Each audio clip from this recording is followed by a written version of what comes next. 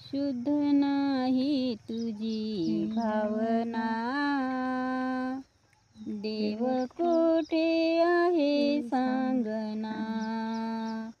शुद्ध नाही तुझी भावना, देव कोठे आहे सांगना. आषाढी कार्तिकी एकादशीला साधू संत येती देवा तुझ्या दर्शनाला.